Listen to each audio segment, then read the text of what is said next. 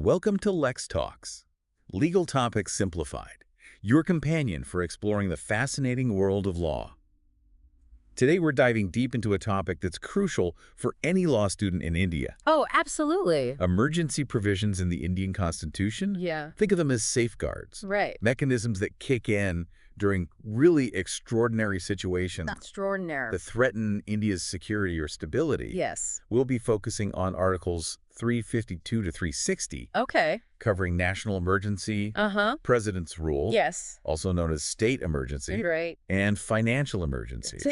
So get ready It's fascinating to unpack how some these provisions, intriguing which can temporarily alter the balance of power, historical context, were inspired by another country's constitution. landmark legal cases, A research paper from a digital repository of a certain university in the West and even some surprising facts. mentions that the framers of the Indian Constitution looked at Germany's Weimar Constitution when crafting these provisions. That's interesting. But why would India draw inspiration from Germany? Yeah. Especially considering that the Weimar Republic ultimately failed. What specific aspects did they find relevant? It seems the framers were drawn to how that constitution allowed for decisive action during crises, Okay. particularly granting the central government significant authority. Okay. However, they were also aware of its potential pitfalls, Yeah. especially the possibility of executive overreach. So they were walking a tightrope, Right. trying to balance the need for a strong central government Yeah, with the potential for abuse. precisely. And this balancing act is reflected in how Dr. B.R. Ambedkar, Yeah. a key figure in drafting the Indian Constitution, Right. envisioned the federal structure. Huh. A blog by an Indian legal news website quotes Ambedkar emphasizing that during emergencies, India's federal system could transform into a unitary one. Interesting. This shape-shifting ability, as he called it, I like that. allowed the central government to assume more control when needed. That's a powerful image.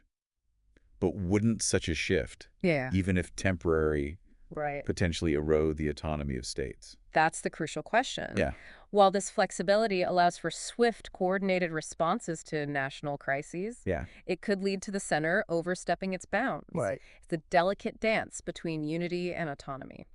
It sounds like a recipe for some intense legal battles. For sure. Let's unpack the first type of emergency. Okay. National emergency. All right. When can it be declared? According to the Constitution, a national emergency can be declared in situations of war, Okay. external aggression, or armed rebellion. Okay. A blog post by a prominent senior advocate mentions that this wording wasn't always so specific. The Constitution initially used the phrase internal disturbance, Right. which proved to be a bit too vague and prone to misuse. You're referring to the 1975 emergency raise. Indeed. That period seems to have cast a long shadow over these provisions. It has. It has. So what are the checks and balances in place now? Well, Well, to prevent such sweeping use of emergency powers. A commentary on the Constitution by a former Supreme Court judge Okay. explains that any declaration needs parliamentary approval within 1 month. It's like a safety net Right. to ensure the executive branch isn't acting unilaterally. And how long can a national emergency last? Is it open-ended? Not at all. Okay. Initially, it continues for 6 months. Huh. If the government wants to extend it, Right. they need parliamentary approval every 6 months. Okay. And not just a simple majority, Yeah. but a special majority. Uh, A higher threshold to ensure broad consensus. okay. A journal article by a legal academic mentions that this requirement for recurring approvals Right. acts as a brake on the potential for prolonged emergencies. So it's not a free pass for the government.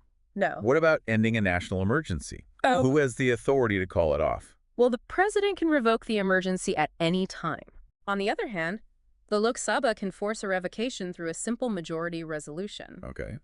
An article on a website that provides analysis of the Indian Constitution highlights that this dual mechanism ensures a balance of power. Okay. The executive can act swiftly, Right. but the legislature retains the power to intervene. Let's move on to the second type of emergency. Okay. President's rule, All right. also known as state emergency. Yes. Why does this one seem to generate more controversy? The Constitution mandates the central government to ensure every state government adheres to constitutional provisions. Right.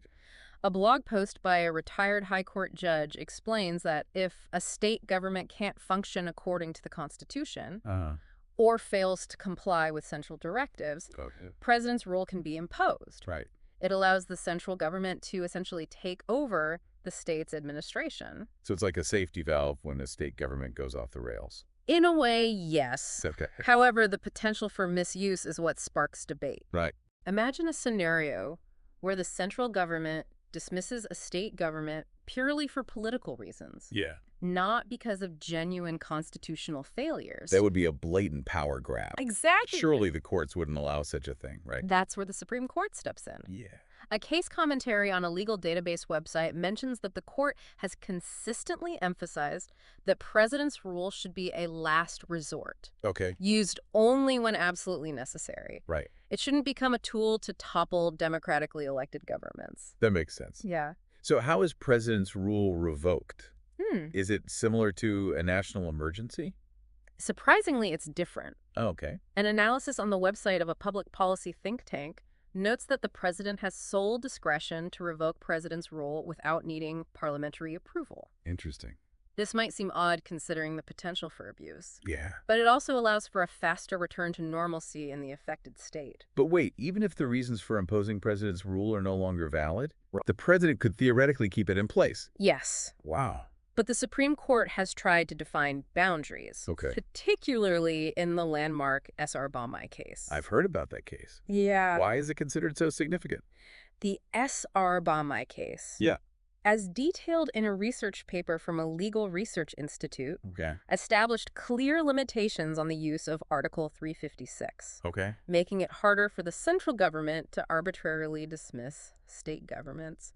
That sounds like a crucial judgment in safeguarding the federal structure. It was a pivotal moment Yeah. in defining the balance between the center and the states. We've covered national emergency and president's rule. Yes. Now let's explore the third type, financial emergency. All right. This one sounds a bit ominous. It certainly implies a serious situation. Yeah. A financial emergency, as described in a blog by a former finance secretary, Okay. is declared when the president believes India's financial stability or credit or any part of it is threatened. Think severe economic downturn, balance of payments crisis, Correct. or a threat to the nation's creditworthiness. So what triggers the panic button for the president to declare a financial emergency? It's not a decision taken lightly. Okay. The president must be convinced there's a real and imminent threat to India's financial stability. Okay.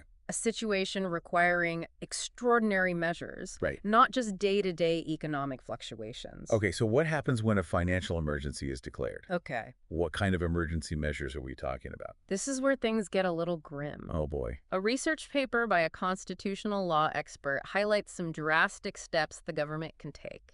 Okay. They can reduce the salaries and allowances of all government employees, Wow. including judges. Wow, that's pretty drastic. It is. The government can also reserve all money bills for the president's consideration. Okay.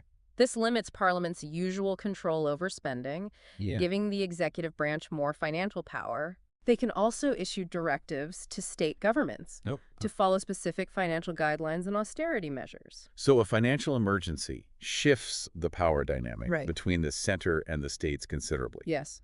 But are there any checks on the declaration itself? Okay. It can't just be a presidential decree, right? Yeah, absolutely right. Okay. An explainer on a legal news website points out that the process is similar to that of national emergency. Huh? A declaration needs the approval of both houses of Parliament within 2 months of its issue. So Parliament can either ratify Exactly. or reject the president's declaration. That's correct. That's reassuring. Yeah. We've discussed the three types of emergencies. Yes. But what about their impact on fundamental rights? Okay. These are, after all, the bedrock of individual liberties in India. Right. So how do these emergencies affect those? This is perhaps the most sensitive aspect. Okay. An article from a digital legal library explains that during a national emergency, fundamental rights can be suspended, Oh, wow. except for Articles 20 and 21, Okay. which deal with protection against arbitrary conviction and the right to life and personal liberty. Wait, so during an emergency, some of our most basic freedoms can be put on hold? Yes. Article 358 specifically addresses this. Okay. A blog post by a law professor breaks down how this article leads to the automatic suspension of Article 19 rights during a national emergency. Okay. These are rights we often take for granted. freedom of speech, assembly, movement, and so on. That sounds like a significant curtailment of individual liberties. It is. What about the other fundamental rights? Can those be suspended too? An analysis by a constitutional law expert on a legal news website points out that Article 359 Okay. empowers the president to suspend the right to move courts for the enforcement of other fundamental rights. This means even if your other rights are violated, Right. you might not be able to seek legal redressal. This sounds like it could be ripe for abuse. It can be. Can you give us a historical example of how this played out? The ADM Jabalpur v. Shiv Kant Shukla case in 1976, Okay. which arose during the 1975 emergency, Right. unfortunately saw the Supreme Court upholding the government's view Yeah. that even the right to life and personal liberty could be suspended. So even the most basic right to life and liberty wasn't safeguarded during that period. That's disturbing. It was a dark period in India's legal history. Yeah. However, Justice Khanna's dissenting opinion in that case, Okay. as highlighted in a book review by a legal scholar, Okay. provided a glimmer of hope. Okay. He argued that citizens should always retain the right to challenge illegal detentions even during an emergency. A true testament to the importance of judicial dissent. It is. That 44th Amendment sounds crucial in safeguarding Indian democracy. Yes, Can you briefly outline some key changes it introduced? of course. A research paper from a public policy research institute Okay. points out a few key aspects of this amendment. Firstly, armed rebellion replaced internal disturbance as grounds for declaring a national emergency, Right. making it tougher for the government to declare an emergency based on flimsy pretexts. Okay. Secondly, a written recommendation from the cabinet became necessary for the president to proclaim an emergency, adding a layer of scrutiny. Right. And finally, restricting fundamental rights during emergencies became more challenging, Right. acknowledging the lessons learned from the 1975 experience. So the 44th Amendment acted as a corrective, Yes. refining the balance between national security and individual liberties. Precisely, it aimed to prevent excessive concentration of power Right. in the hands of the executive, Yeah. while preserving the government's ability to act decisively during genuine crises. I imagine the debate surrounding emergency provisions continues, It does. especially concerning the tension between national security and individual rights. Absolutely. The discourse is constantly evolving, Right. reflecting the complexities of a modern democracy. An opinion piece in a legal journal discusses the concern about potential misuse, particularly with president's rule. Yeah. Some advocate for more robust judicial oversight to prevent arbitrary use of these extraordinary powers. Right. It's a topic that demands constant vigilance Yeah. and careful consideration of the delicate balance at play. These are definitely issues that law students like you should be thinking about. I agree. How do these provisions reflect the evolving nature of Indian democracy? Right. How can we ensure these extraordinary powers are used responsibly and judiciously? Good question. These are questions that we should all be grappling with. Definitely. We've certainly covered a lot of ground in this deep dive, We have. from the historical context Yeah. to the evolution of these provisions Right. and their impact on fundamental rights. Very important. It's a complex Yes. but crucial subject. Absolutely crucial. As you continue your legal studies, I encourage you to keep exploring the intricacies of these emergency provisions Yeah. and their implications for Indian democracy. Yes. It's a topic that demands critical thinking It does. and a nuanced understanding of the delicate balance between state power and individual freedoms. Right. It's been great having this deep dive with you. It's been a pleasure. What are your final thoughts for our listeners today? Well, the Constitution outlines the legal framework. Okay. It's the people, Right. citizens and legal professionals, Yeah. who ultimately shape its implementation and interpretation. And that's where you, the future legal minds of India, come in. Absolutely. You have the responsibility Yes. to ensure that the law serves its purpose, Right. to protect the rights of the people and uphold the principles of justice and fairness. Very important. Don't take this responsibility lightly. No. Your understanding and application of these laws will have a real impact Yes. on the lives of individuals and the future of Indian democracy. For sure. Never underestimate the power of knowledge That's right. and your role in shaping a just and equitable society. Couldn't agree more. This brings us to the end of our deep dive today. Okay. I hope this exploration has provided you with valuable insights into the emergency provisions of the Indian Constitution. I hope so too. Thank you for listening to LexTalks. Thank you. Follow, subscribe, and stay notified to never miss an episode. Absolutely. It's interesting to note that even though the Constitution allows for suspending certain rights during emergencies, Right. some core principles remain protected. So even in a state of emergency, there are lines that can't be crossed. Absolutely. What are those non-negotiables? Even during an emergency, you can't be deprived of your life or personal liberty without due process of law. Okay. These rights are enshrined in Articles 20 and 21, Right. and the Constitution specifically states they can't be suspended even during an emergency. That's a crucial safeguard against arbitrary state action, Absolutely. even in extraordinary times. Yes. It underscores the importance of due process, even when the nation faces a crisis. Precisely, this means that even during an emergency, Right. the government can't simply arrest or detain people without following proper legal procedures. Okay. They can't bypass the courts or deny individuals their right to a fair trial. This highlights the delicate balance the Constitution tries to achieve. It does. It grants the government special powers during an emergency, Right.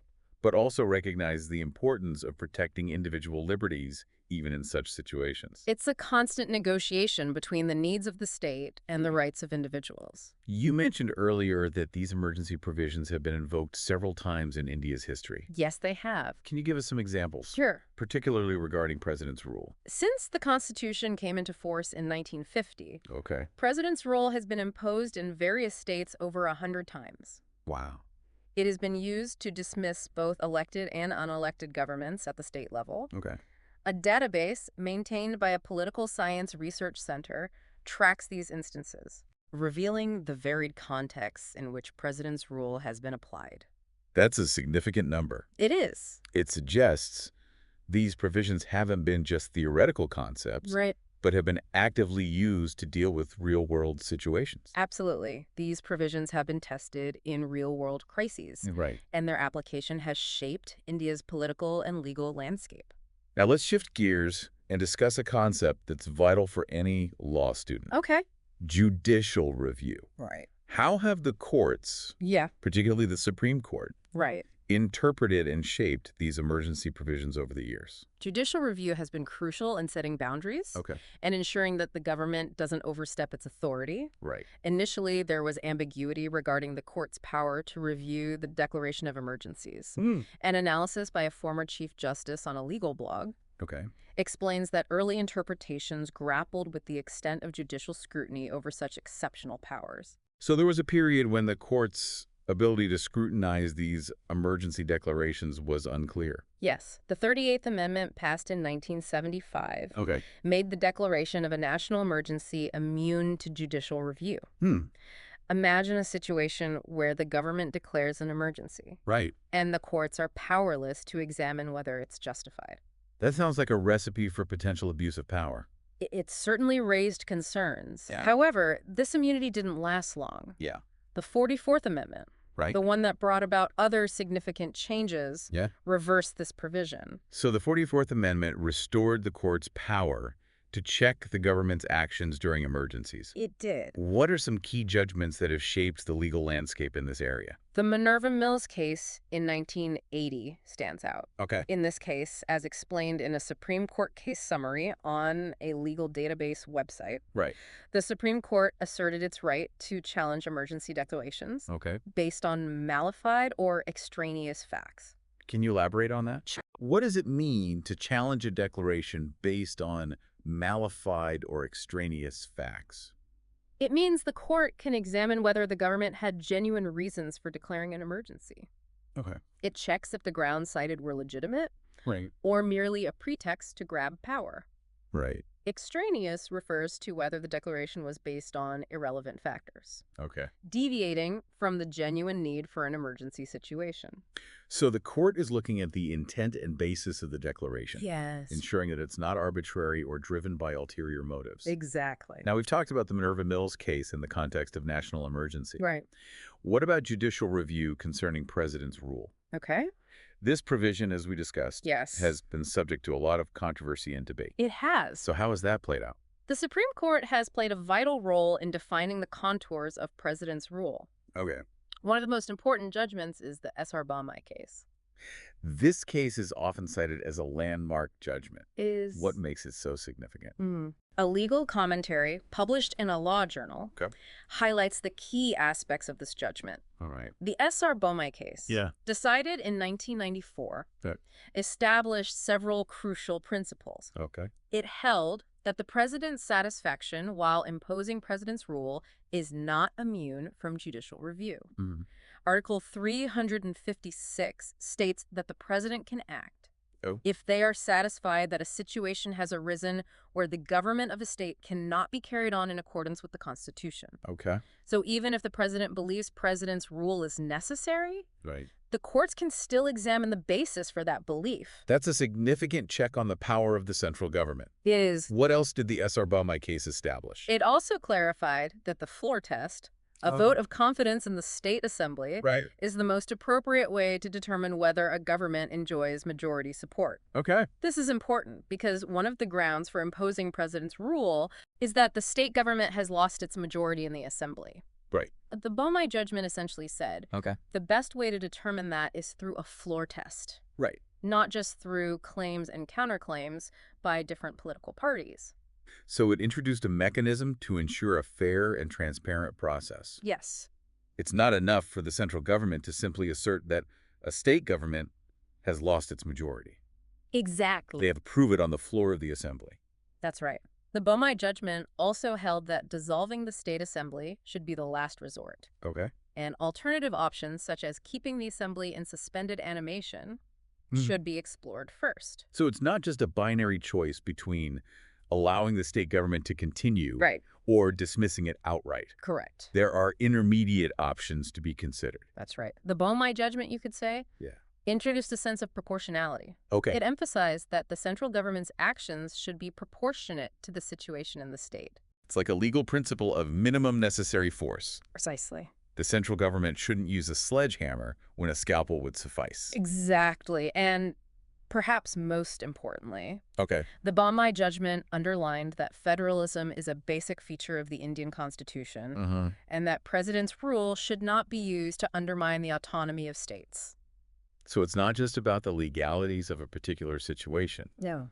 but about upholding a core principle of India's constitutional framework, Yes. the balance of power between the center and the states. Absolutely. This case underscores the power of judicial review Right. in shaping and refining these emergency provisions, Yes. ensuring they're not misused for political ends. It's a testament to the judiciary's role as the guardian of the Constitution. Yeah. It's a vital safeguard against executive overreach, ensuring that the rule of law prevails even in extraordinary times. Now let's talk about financial emergency. Okay. Thankfully, it hasn't had as much real-world application as the other two. Yes. While national emergency and president's rule have been invoked multiple times, Right. India has never actually declared a financial emergency. A timeline of key events in Indian constitutional history, Okay. available on a legal news website, Okay. confirms this fact. So even though the provision exists, it's more of a break glass in case of extreme emergency situation. You could say that it's a tool kept in reserve to be used only in the most dire circumstances. Now let's discuss the historical context of these emergency provisions. Right. What prompted the framers of the Constitution to include these provisions? Why did they feel it was necessary to equip the government with such extraordinary powers? The historical context is key to understanding the rationale behind these provisions. Right. India's independence was marked by immense challenges: Yeah. partition, communal violence, and the integration of princely states into the Indian Union. A historical account published by a research institute dedicated to the study of the Indian Constitution provides a detailed analysis of the context in which these provisions were drafted. It was a period of great upheaval and uncertainty. Exactly. The framers were acutely aware of the fragility of the newly independent nation. Right. They had witnessed the tumultuous events leading up to and after independence. Essentially, they were trying to build a stable nation from the ground up, Right. grappling with various internal and external pressures. Precisely, they felt that a strong central government, Okay. capable of acting swiftly and decisively in times of crisis, was essential for the nation's survival and stability. It was a delicate balancing act, It was. ensuring a strong central government capable of dealing with crises Yes. while simultaneously safeguarding individual liberties Right. and preventing the abuse of power.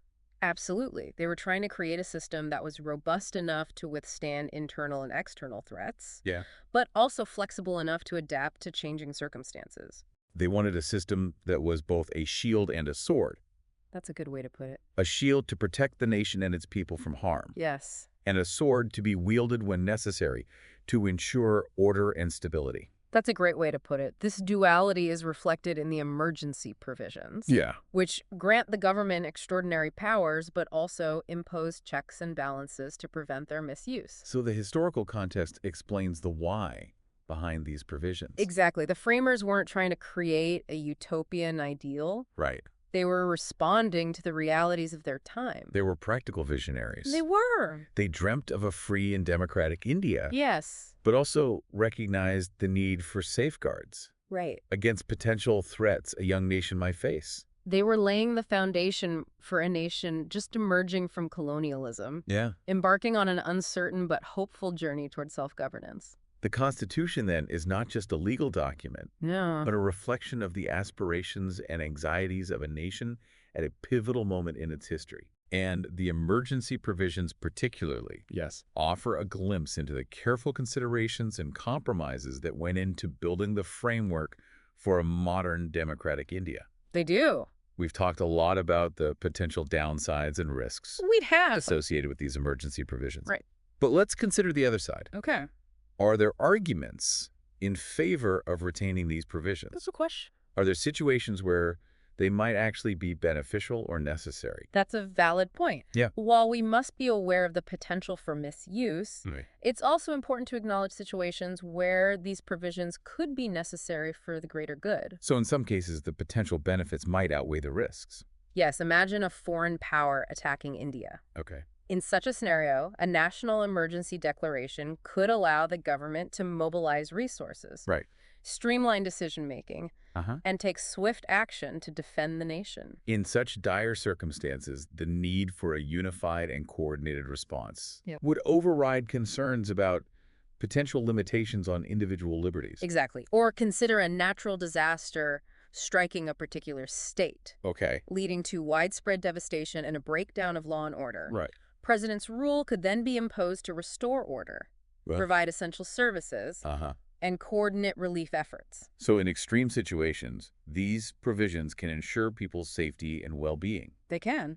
even if it means temporarily curtailing certain rights. Right. It's about prioritizing the collective good during a crisis. Precisely. The key lies in using these provisions judiciously and responsibly, Right. ensuring they're not invoked arbitrarily or for political gain. That brings us back to the importance of checks and balances, Yes. judicial review, Uh-huh. and an informed citizenry that can hold the government accountable. Absolutely. It's a constant process of negotiation and vigilance, It is. ensuring that the power granted by these provisions is used for its intended purpose, Right. to protect the nation and its people. Speaking of the spirit of the law, Okay. let's delve into the debates and criticisms surrounding these emergency provisions. Right.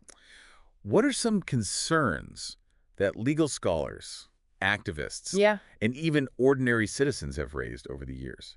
One persistent criticism, as we've discussed, Right. is the potential for misuse, Yeah. particularly concerning president's rule. Right. Critics argue that Article 356 has been used on numerous occasions to dismiss state governments, Okay.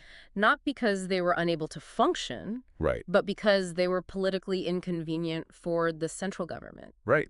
An analysis by a constitutional law expert published on a website dedicated to legal research Okay. examines several instances where the imposition of president's rule was seen as politically motivated. So it becomes a tool to stifle dissent Right. and impose the will of the center on states that don't toe the line. Yes. It's like hitting the reset button on a state government the central government doesn't like. That's the concern. Yeah. There have been instances where the dismissal of state governments has been perceived as politically motivated, Yeah. raising questions about the fairness and impartiality of the process. It's about the perception of fairness It is. and the potential erosion of trust in the system. Absolutely. If people start believing that these provisions are used for partisan ends, Right. it can undermine the legitimacy of the entire democratic process. It's about maintaining the sanctity of the Constitution Yes. and ensuring it's not seen as a tool for political maneuvering. Another criticism is the broad and somewhat vague language Yep. used in some of these provisions, particularly Article 356, Okay. which allows president's rule to be imposed Right. if the government of a state cannot be carried on in accordance with the provisions of the Constitution. Right. A legal opinion published in a prominent law journal delves into the ambiguity surrounding this phrase and its potential for misuse. That does sound a bit open to interpretation. It is. What constitutes cannot be carried on? Exactly. How do you define that? Precisely, critics argue this vagueness allows for a wide margin of discretion, Right. potentially enabling the central government to intervene in state affairs on flimsy pretexts. So like a blank check that can be filled in with whatever justification the central government deems fit.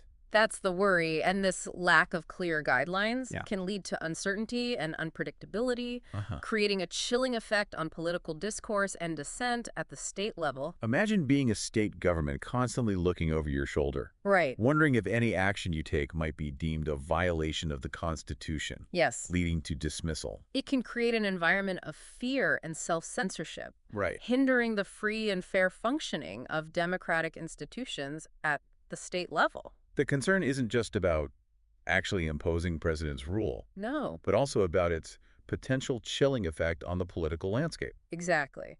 And this brings us to the broader issue of federalism. Yes, the balance of power between the center and the states. Right. How do these emergency provisions affect this delicate balance? Critics argue that the frequent use of Article 356 in particular Okay. has gradually tilted the balance of power in favor of the central government, eroding the autonomy of states. Oh. A research paper published by a Center for Federal Studies examines this trend, arguing that it has undermined the spirit of cooperative federalism.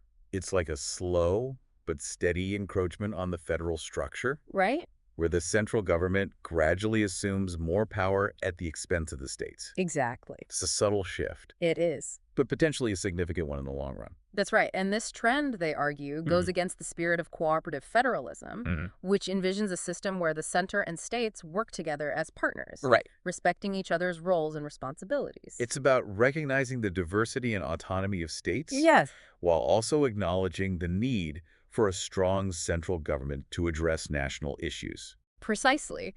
And critics of the emergency provisions, particularly Article 356, argue that the way it has been used has often undermined this balance, Yeah. creating a more centralized system where states are increasingly dependent on the center.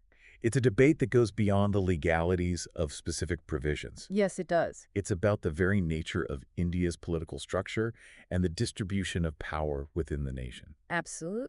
It touches upon fundamental questions Yes. about the relationship between the central government and the states, Right. the role of the judiciary, Uh-huh. and the limits of executive power. It's about ensuring that the Constitution remains a living document that adapts to changing circumstances, Yes. but also safeguards the core principles of democracy, federalism, and individual liberties. It's about recognizing that the balance between these principles is dynamic It is. and needs constant vigilance to ensure that one doesn't overshadow the other.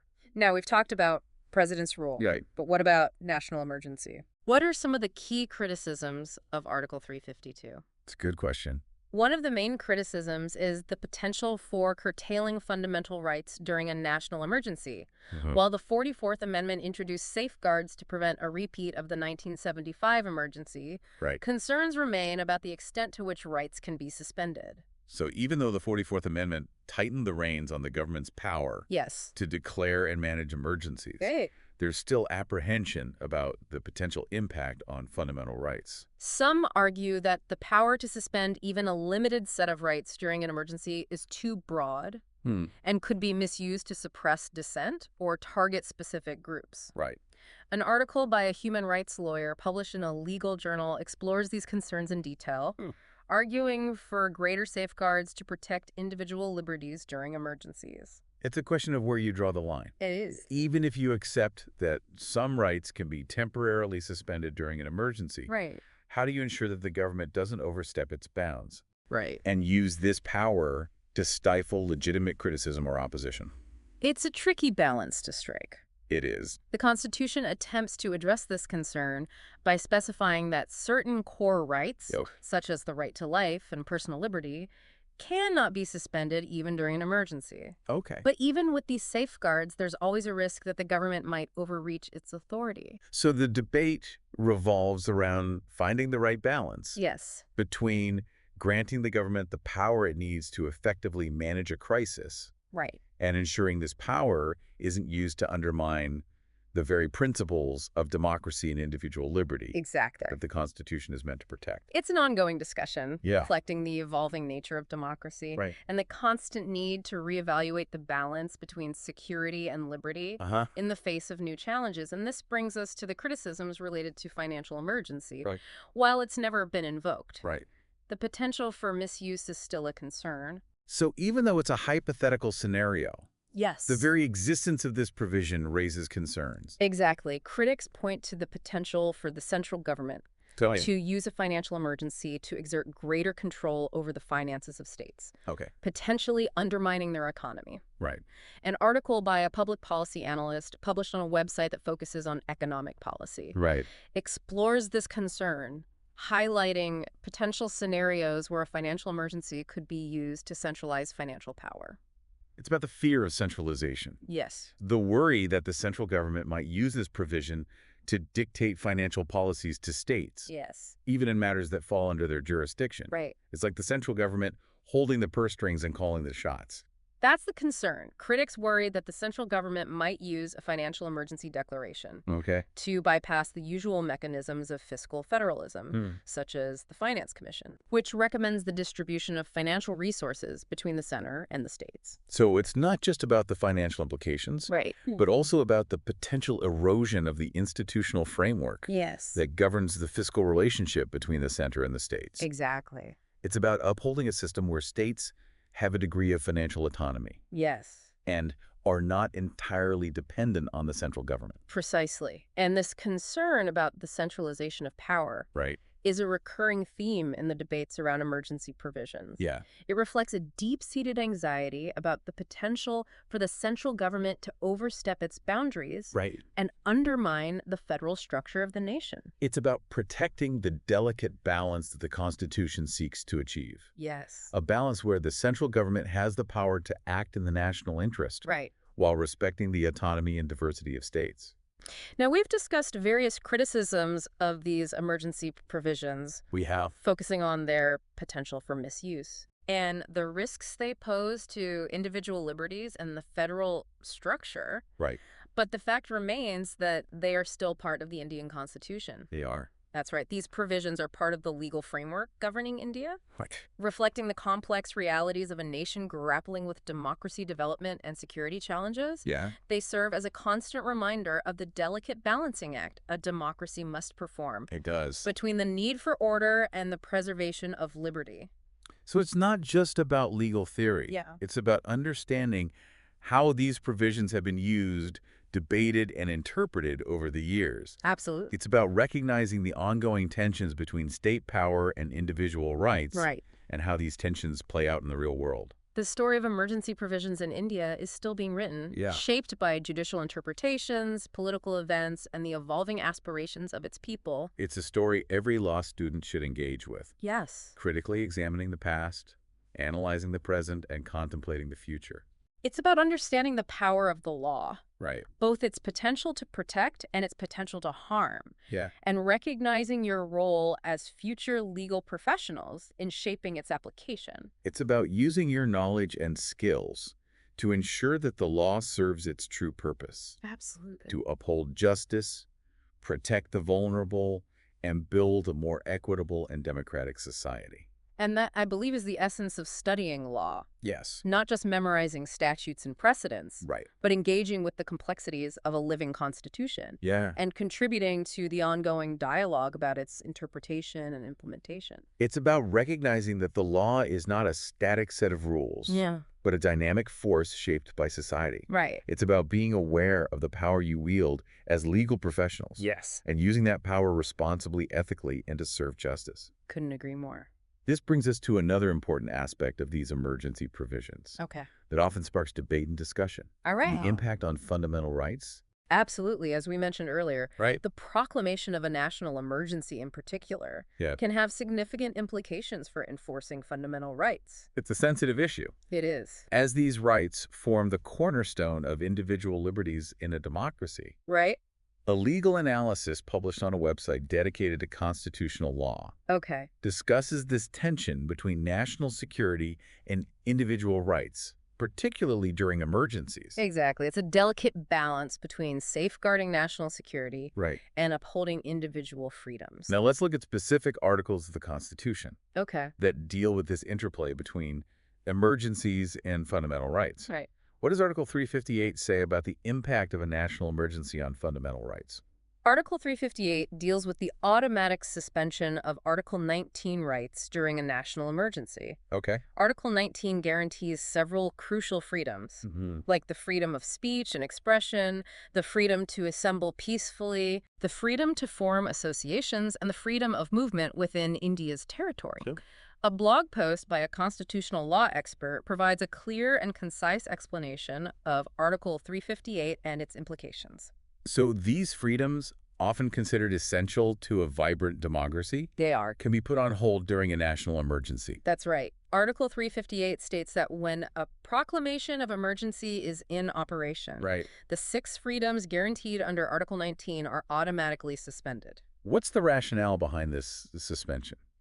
Why are these rights specifically targeted during an emergency? The thinking is that during a national crisis, Okay. the government might need to restrict certain freedoms to maintain order, prevent the spread of misinformation, Okay. and effectively deal with the situation. Right. For instance, imagine the nation facing a threat of war or large-scale civil unrest. Okay. The government might argue it needs to control the information flow, Right. prevent rumors inciting panic, Well, and that's fair. restrict movement to maintain security. So it's about prioritizing the collective good and national security It is. over individual freedoms during a crisis. Yes, that's the underlying principle. However, it's crucial to remember the suspension is not absolute. Okay. Article 358 clarifies that any law made by the Parliament Right. or action taken by the executive during this period cannot be challenged even after the emergency is over, Okay. on the grounds that it violated Article 19 rights. Interesting. A legal commentary published in a law review journal analyzes this aspect of Article 358, Okay. discussing its potential implications for the balance of power between the legislature and the judiciary. So even if the government passes a law drastically restricting free speech during an emergency, Right. and that law continues to be in effect even after the emergency is lifted, Yes. citizens can't challenge that law in court based on their Article 19 rights. That's right. This aspect of Article 358 has been subject to criticism, I can imagine. as it potentially allows the government to make long-lasting changes to the legal landscape, even after the emergency subsides. It's like a legal hangover from the emergency period, It is. where restrictions on fundamental rights linger even after the crisis has passed. It's a point of contention, Yeah, with some arguing that it gives the government too much power right. to permanently alter the balance between security and liberty. Now, we've talked about Article 358, Yes. which deals with the automatic suspension of certain rights. Right. What about Article 359? Okay. How does that provision affect fundamental rights during an emergency? Article 359 is a bit more nuanced. Okay. It doesn't automatically suspend any specific rights, Right. but it empowers the president to suspend the right to move the courts for enforcing other fundamental rights. A blog post by a former Supreme Court judge provides a detailed analysis of Article 359, Okay. explaining its historical context and the debates surrounding its interpretation. Trey. So it's not a direct suspension of rights, but rather a suspension of the mechanism for seeking redressal if those rights are violated. Exactly. Imagine a scenario where your right to freedom of assembly is violated during a national emergency. Okay. Normally, you would have the right to approach the courts to seek redressal for this violation. Right. But if the president issues an order under Article 359 suspending the right to move the courts for the enforcement of this right, you would be left with no legal recourse. So it's a way for the government to shield its actions from judicial scrutiny during an emergency, Yes. even if those actions infringe upon fundamental rights. That's the concern. Article 359 has been criticized for potentially creating a situation Right. where the government can act with impunity, violating rights without fear of legal accountability. It's like a legal shield that the government can use It is. to protect itself from judicial oversight, Right. even if its actions during an emergency are questionable. And this is where the debate gets really interesting. Yeah. The scope and limits of Article 359 have been the subject of much judicial interpretation over the years. So the courts have had to grapple with reconciling the need for executive power during an emergency Yes. with protecting fundamental rights. Exactly, and one of the most significant judgments in this regard is the ADM Jabalpur v. Shiv Kant Shukla case, Okay. which we briefly touched upon earlier. That case is often cited as a dark chapter in India's legal history. It is. What makes it so controversial? This case, decided in 1976, arose during the 1975 emergency. Right. The central question before the Supreme Court was whether a person detained under the Maintenance of Internal Security Act, Okay. MISA, during an emergency, Okay. can challenge the legality of their detention in court. Right. A detailed case analysis published on a website specializing in legal history delves into the arguments presented by both sides Okay. and the reasoning behind the court's controversial decision. So it's about the right to approach the courts to challenge your detention, even during an emergency. Yes, and the majority of the judges unfortunately ruled in favor of the government.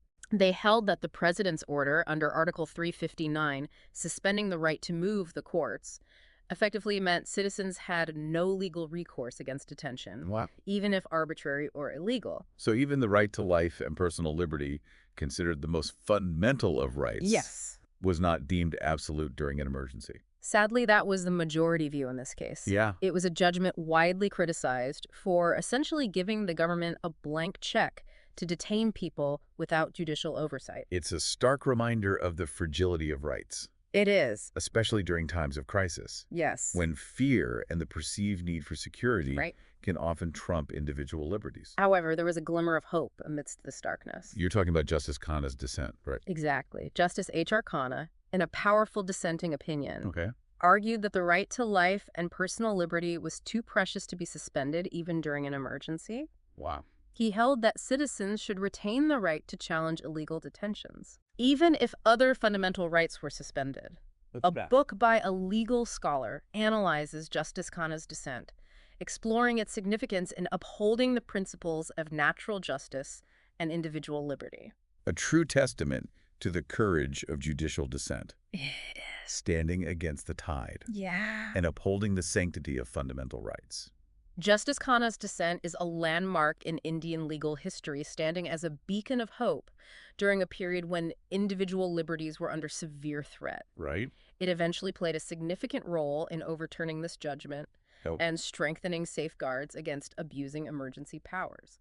It's a powerful reminder that the law, even in its most majestic form, Right. is ultimately interpreted and applied by human beings.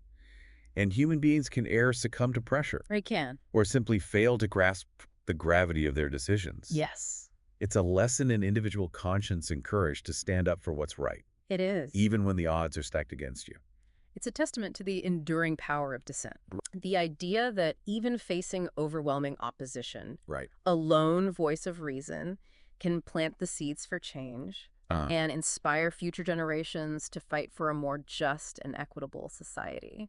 Justice Khanna's dissent, in a way, embodies the true spirit of the Constitution, Yes, it does. the unwavering belief in the inherent dignity and worth of every individual, Absolutely. and the commitment to upholding fundamental rights, even in the most challenging circumstances. I agree. It's a reminder that the law is not just about rules and procedures. Right. It's about values, principles, and the enduring quest for justice.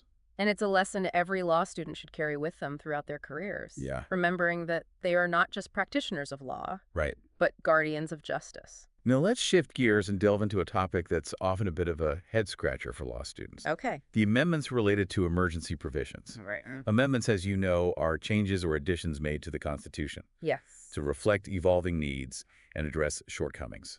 They are a testament to the Constitution's ability to adapt and evolve, Right. to respond to new challenges and rectify past mistakes. Exactly. And the amendments related to emergency provisions are particularly significant, They are. as they reflect the nation's experience with using and potentially misusing these extraordinary powers. It's true.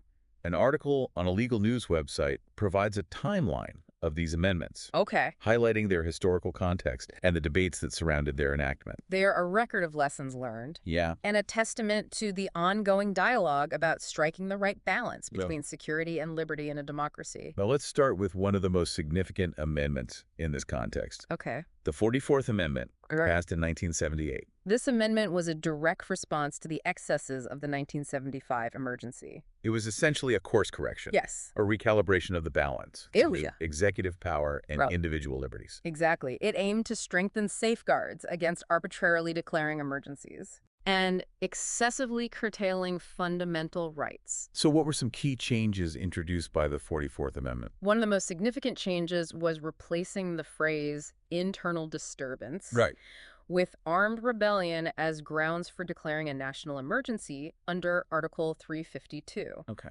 A comparative analysis of the original and amended provisions of the Constitution, Right. available on a legal database website, highlights the significance of this change. So it raised the bar for declaring an emergency. It did. It's no longer enough for the government to simply cite internal disturbances. Right. They have to demonstrate a threat of armed rebellion. Yes, this change aimed to make it more difficult for the government to declare an emergency based on flimsy pretexts or political convenience. It was a way to ensure that this extraordinary power is invoked only in the face of a genuine threat to the nation's security.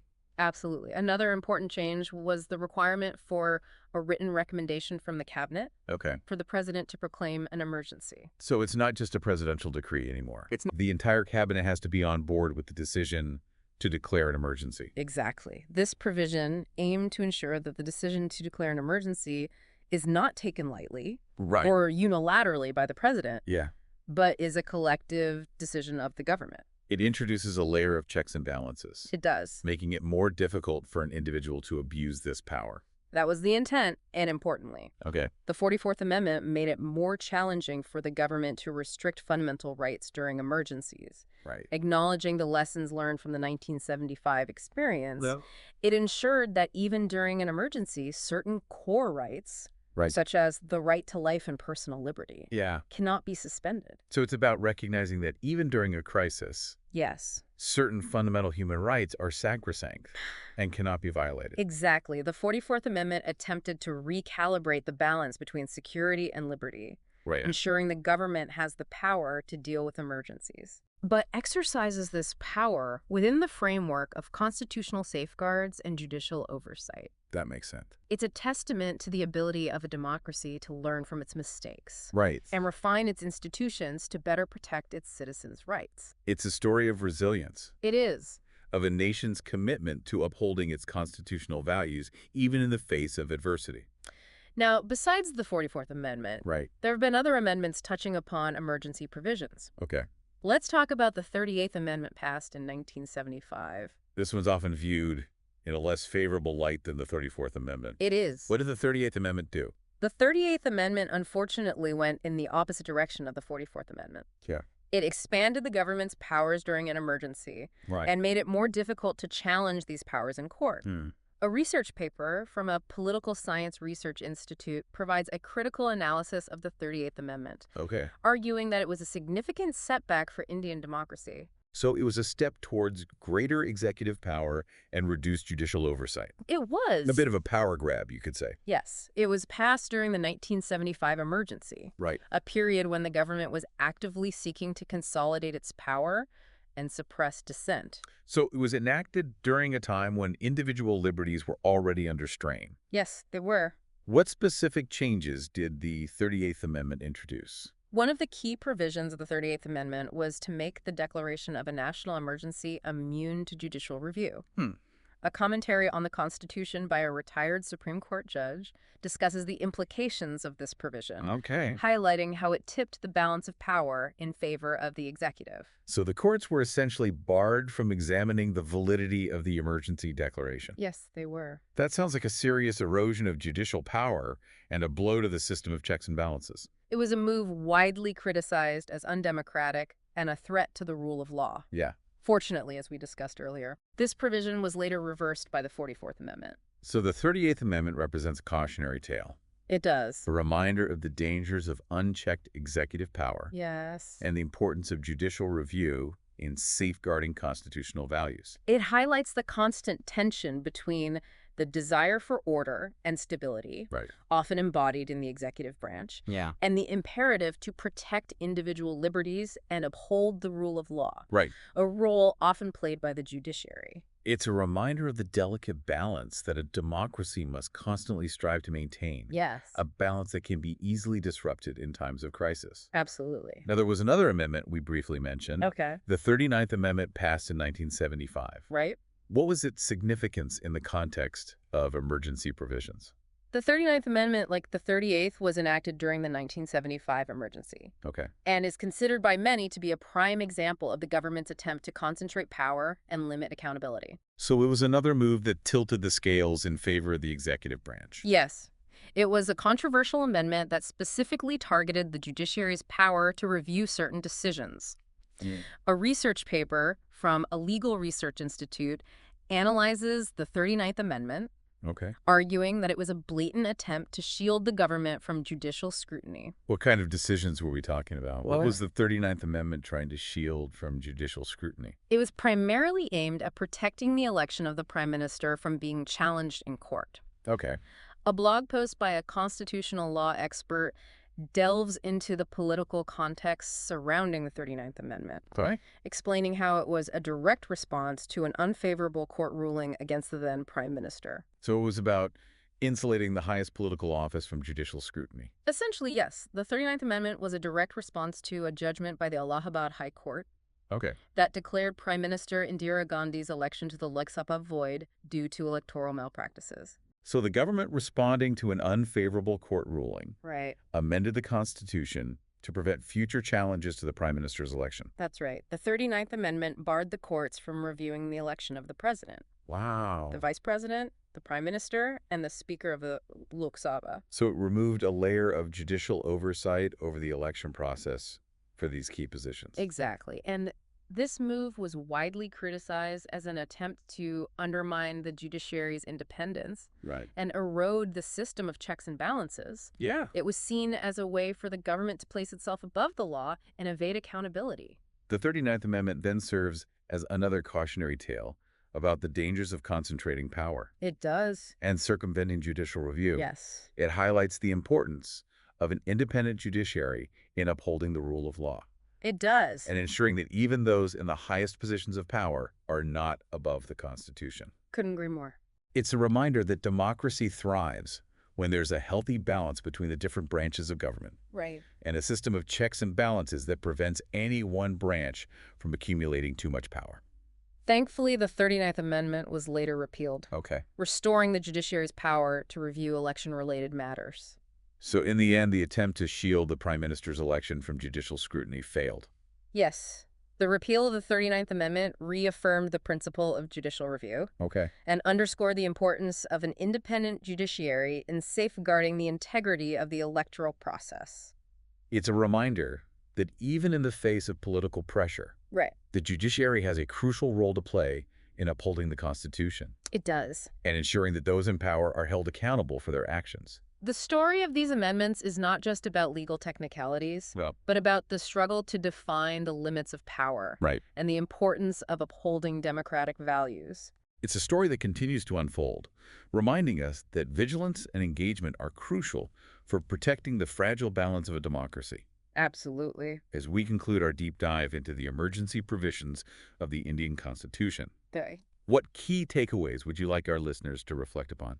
One key takeaway is that emergency provisions, while intended to protect the nation during extraordinary times, Right. are inherently double-edged swords. They grant the government exceptional powers, It do. which, if misused, can threaten individual liberties, Absolutely. the federal structure, and the very essence of democracy. It's a reminder that even in a crisis, the core values enshrined in the Constitution must be protected and upheld. The judiciary's role in interpreting and applying these provisions, as we've seen, is absolutely critical. It is. The courts act as the guardians of the Constitution, ensuring that emergency powers are not used as a tool for political expediency or to stifle dissent. And finally, it's crucial to remember that the Constitution is a living document, constantly evolving through amendments, judicial interpretations, and the active engagement of citizens. The ongoing debate and discourse surrounding these emergency provisions Yes. reflect the dynamic nature of Indian democracy as it seeks to navigate the complex balance between security, liberty, and the rule of law. It's a complex dance, but a necessary one.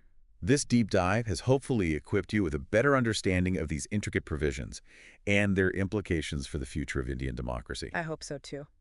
Thank you for listening to LexTalks. Thank you. Follow, subscribe, and stay notified to never miss an episode.